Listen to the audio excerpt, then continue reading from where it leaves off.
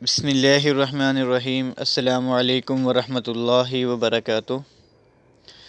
رسول اللہ صلی اللہ علیہ وسلم نے فرمایا، جب تم میں سے کوئی تشہد پڑھے تو اللہ تعالیٰ سے 4 چیزوں کی پناہ مانگے۔ یعنی جب ہم نماز پڑھتے ہیں، نماز میں جب التحیات للہ یہ پڑھتے ہیں، اس کے بعد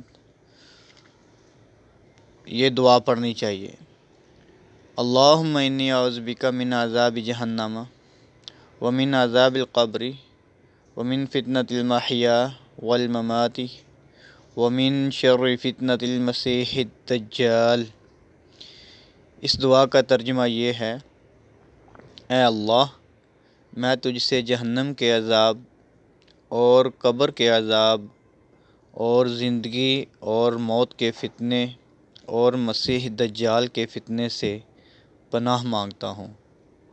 یہ تھی نماز کے دوران 4 چیزوں کی پناہ مانگنا۔ مزید اسلامک ویڈیوز کے لیے ہمارا یوٹیوب چینل وزٹ کریں۔ حافظ عبدالقیوم مسلم کے نام سے ہے۔